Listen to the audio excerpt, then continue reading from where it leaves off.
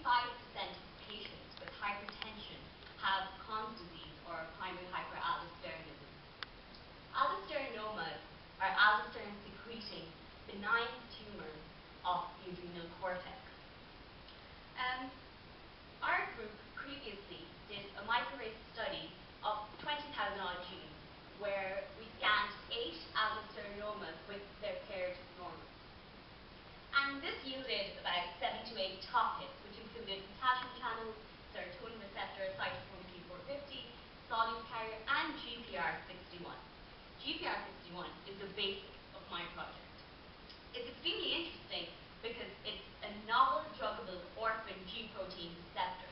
And in the previous microarray study, it gave an 8-fold increase in the tumor versus the normal. So I guess the basic question is, what do we already know about GPR61? And the answer to that is not very much. We know it's present in all genomes. We know via qPCR data where average expression is versus tissue distribution in mice, that the abundance of expression, mRNA level expression, is in the brain. And this we would expect because it's a G protein, so most cell signaling and neurotransmitters are to do with the central nervous system. However, interestingly, we also see expression in the adrenal gland, and this is what I'm looking at. So what is the GPCR? So GPCR is class A, one of the class A 93 orphan receptors remaining, and it's a 7 transmembrane domain receptor where it has alpha, beta, and gamma subunits, where this is the G protein. And we know that cyclic AMP is a secondary messenger where ATP acts on adenylate cyclase to give cyclic AMP, which in turn causes high production of aldosterone. So I guess keeping this in mind, it was safe for me to hypothesize that the upregulation of GPR61 leads to upregulation of cyclic AMP, which leads to tumor formation in Crohn's disease. This tells us that GPR61 is a novel, good drug target for new interventions on this topic. So for my aims, I divided into descriptive studies and intervention studies. And I wanted to replicate the previous microarray study findings, which would be the first step to confirm that we were right. I wanted to detect the expression of GPR61 not only on mRNA level, but also on protein level. We wanted to determine, by localizing and characterizing GPR61, that where it's actually present in the adrenal gland in vitro. And functionally, I wanted to see that actually, is the blockade of GPR61 influencing aldosterone secretion. So I followed a methodological approach where I learned a lot of new techniques, and the first thing I did was qPCR in 20 pairs of aldosterone-producing adenomas versus normal adrenals. And this was done to confirm my microarray findings. The next thing I did was Western blots, and this was done to quantify GPR61 on a protein level.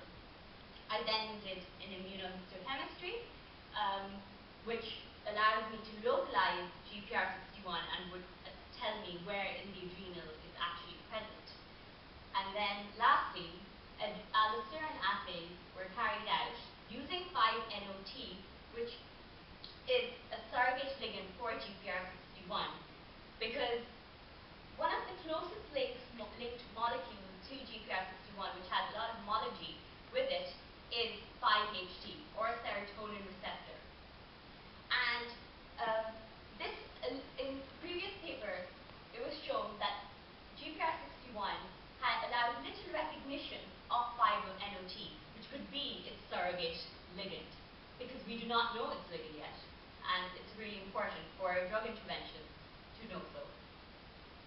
So this is my first result, which is qPCR. I carried this out in the end on 32 pairs of adrenals, on normal and tumor, and versus the relative abundance of GPR61 present in each. And directly we know that this confirmed my microarray findings because we see a 3 to 5-fold change increase in tumor tumour versus the normal, which was very interesting and made it seem more promising. The next thing we did was carried out Western blot. And here we're using a housekeeping gene, which is GAPDH. This is the densitometry of the Western blot, and this is normal in black, and red is tumour. So, the first thing we want to know is GPR61 present on protein level? That was the question, and the answer is yes. Because 49 kDa is a predicted weight of where we expect GPR61 to be present. And here we see in our columns that GPR61 is indeed present. The next thing we're seeing is, okay, so what's going on here? And we see that there's a consistent trend, and it's actually opposing our mRNA level. Because I just showed you a slide previously which told us that GPR61 was present abundantly in tumour versus the normal. However, here we see that there's a consistent trend where it's being less expressed in the tumour versus the normal. And I don't have an answer for that, because this is something that needs to be speculated. It could be due to silencing, it could be due to overexpression of the endogenous ligand of GPR61, or it could be internalized. And so this is something that is very interesting, and we need to look into this further. So I did immunohistochemistry, and again, this is why I did it, because I wanted to localize GPR61. I did this by using Abcam C-terminal GPR61 antibody. And I did peroxidase staining, and peroxidase staining generally gives a brown stain, which we can see here. These are my controls.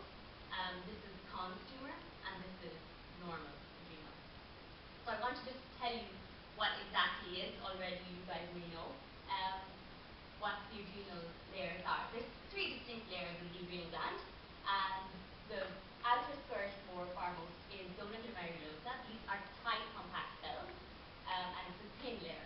The next is zona fasciculata. These are cytoplasmic cells, more longitudinal and more widespread throughout the adrenal gland. And lastly, we have zona reticularis, which are, again, compact cells closer to the medulla, or the middle of the adrenal gland. And here we can see that directly is GPR61 present. And yes, GPR61 is being stained. But more importantly, we see peripheral staining, which means that GPR61 is being stained on the peripheral layer, or zona glomerulosa. And we also see diffuse staining in our Conn's tumour.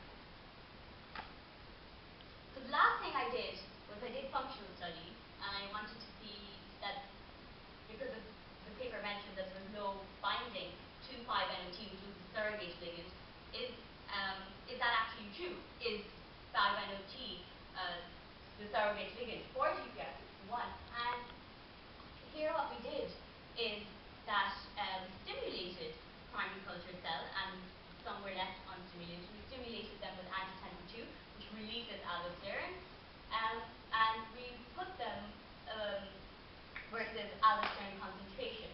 The x-axis goes in order of increasing concentration of 5-NOT. So here we see that 5-NOT is being actually acting as a surrogate ligand for GPR61, because the aldosterone secretion is being decreased at 10 to the power of -5 concentration. So that's really interesting, and this is the first. This is actually the first evidence where we see that GPR61 has a ligand. And so this is something that we obviously, the sample size is small. We need to replicate this and carry this on further. So as a conclusion, I would like to state that GPR61 is in the right place and at the right time to play a role